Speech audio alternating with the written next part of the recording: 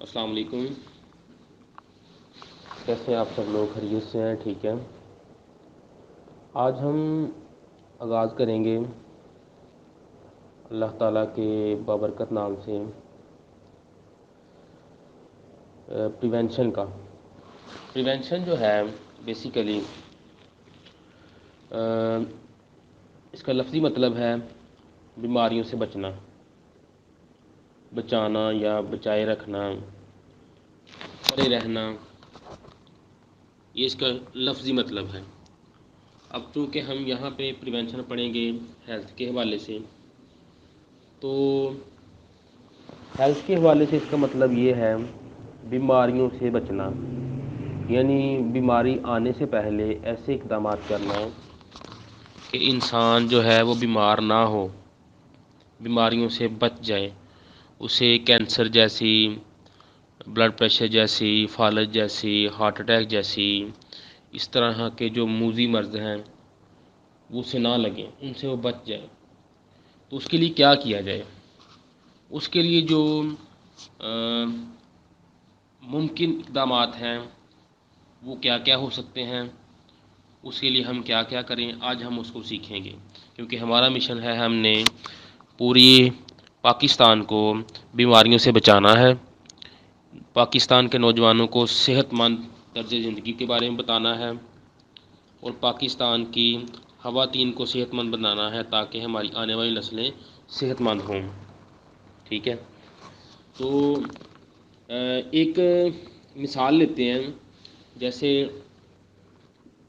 ہم کہہ لیں کہ سیلاب آتا ہے.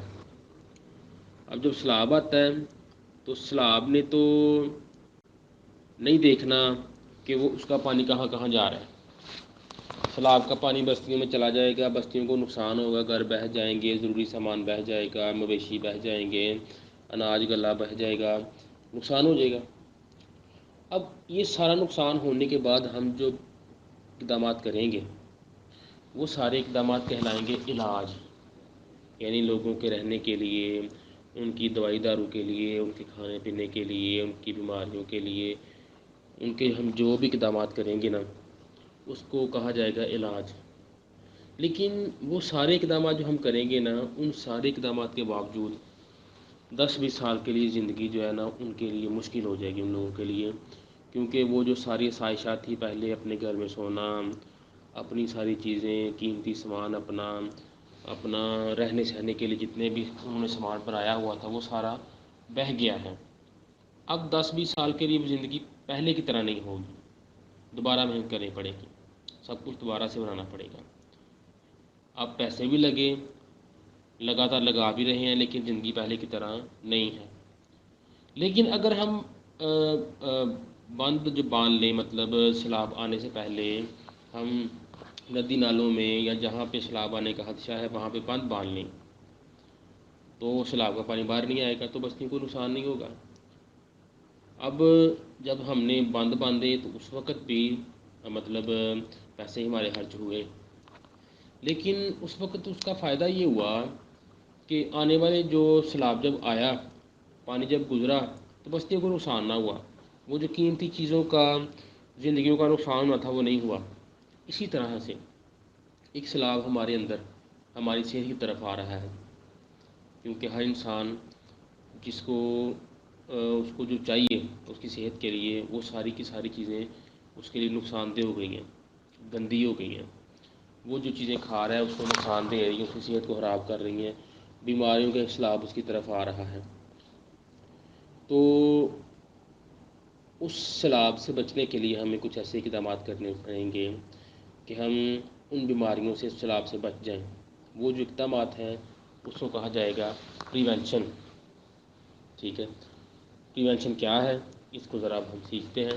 ڈاکٹر بکرات نے آج سے 2000 سال پہلے کہا تھا prevention is better than cure, یعنی پرہیز علاج سے بہتر ہے. ہم پریونشن کا پہلا صفحہ پڑھیں گے. WHO statistics. WHO یعنی عالمی ادارہ صحت. جو عالمی ادارہ صحت ہے یہ WHO پوری دنیا کے بارے میں صحت کے حوالے سے چیزیں بتاتا ہے کہ کس علاقے میں، کس ملک میں کتنا پانی گندا ہو گیا ہے، کس ملک میں آپریشنسی ریشو زیادہ بڑھ گئی ہے، کس ملک میں صحت کا معیار کیسا جا رہا ہے، یہ ماحول کے بارے میں، صحت کے بارے میں یہ ساری معلومات دیتا ہے۔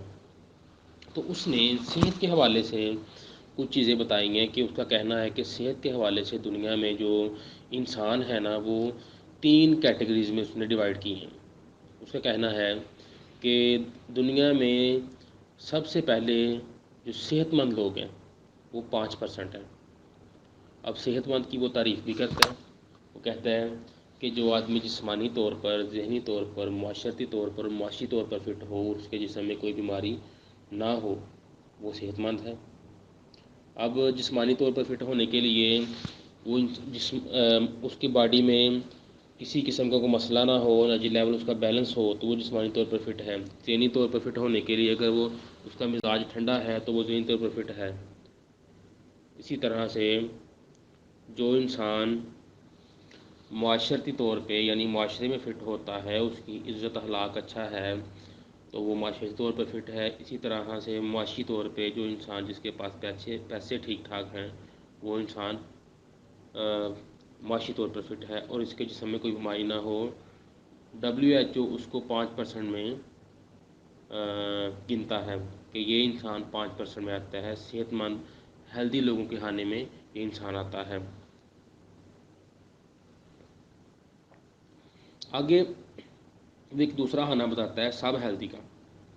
وہ کہتا ہے کہ تقریباً 80% لوگ ایسے ہیں جو سب ہیلدی ہیں، جو کہ کبھی بیمار کبھی تندرست ہیں۔ اسی طرح سے اس کو کہتا ہے کہ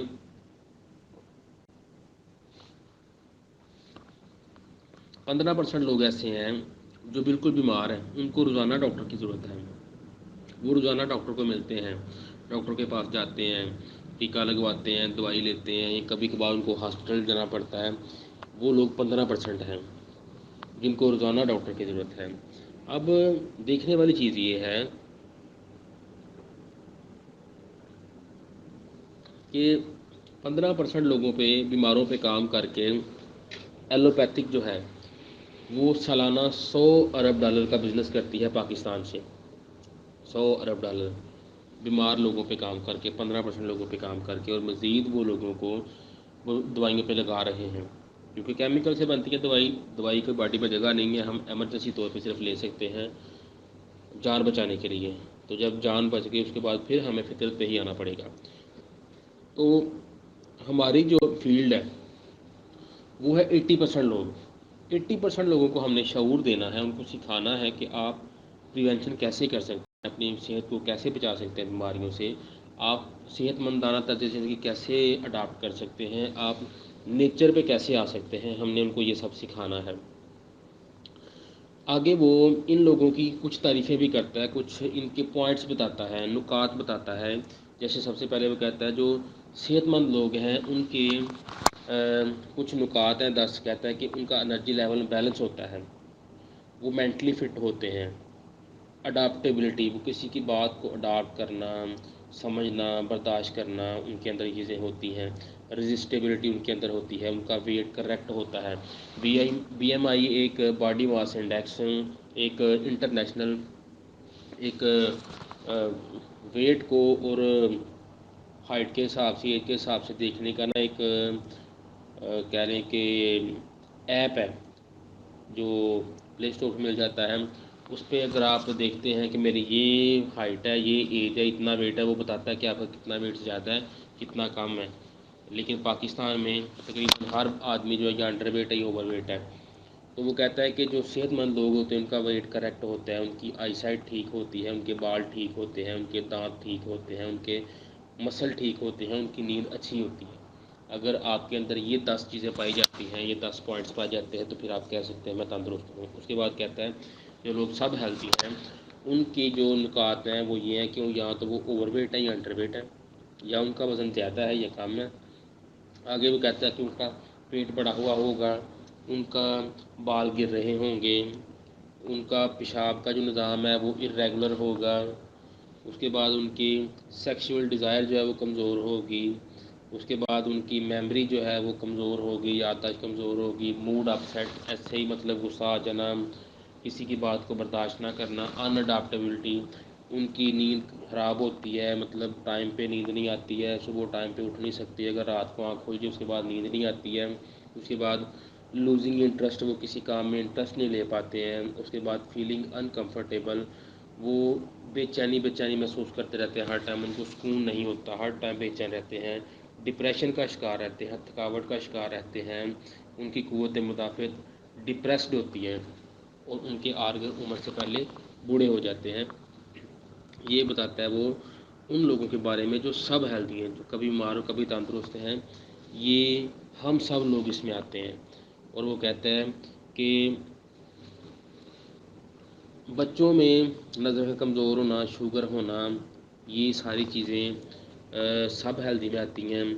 اور کہتا ہے کہ بچپن میں ہم صحت مند تھے، رات کو جلدی سوتے تھے اور صبح جلدی اٹھ جاتے تھے، پہلے ہم 5% میں تھے، اب ہم 80% میں ہیں، اور مستقبل میں اگر ہم یہی کچھ کرتے رہے، اسی طرح چلتا رہا، تو ہم مستقبل میں 15% لوگوں میں ہوں گے، یعنی کہ بیمار لوگوں میں ہوں گے۔ تو ہمیں اس کا فکر کرنا چاہیے، کیونکہ صحت ایک ایسی چیز ہے کہ ہم ہر چیز کو تب ہی انجوائے کرتے ہیں جب ہماری صحت ٹھیک ہوگی۔ تو یاد رکھیں، صحت آپ کی جو ہے وہ جدت نہیں مانگتی، صحت آپ کی فطرت مانگتی ہے۔ صحت کے لحاظ سے آپ نے ہمیشہ فطرت پہ رہنا ہے، فطری چیزیں کھانی ہے، فطری جو آپ کا طرز زندگی ہونا چاہیے، صحت مندانہ طرز زندگی ہونا چاہیے۔ کسی بھی چیز کو کھانا ہے، استعمال کرنا ہے، تو اس کو فطری حالت میں ہی کھانا ہے۔ یہ ساری چیزیں آپ کو صحت کے لیے فطری طور پہ ہی اپنانی پڑیں گی۔ تو یہ آج کا ہمارا پہلا پیج تھا، کل ہم انشاءاللہ شروع کریں گے دوسرا پیج، تو اس کو آپ سنیں، اس میں کوئی کمی بیشی رہ جائے تو اس کا سوال آپ کر سکتے ہیں۔ بہت شکریہ، السلام علیکم۔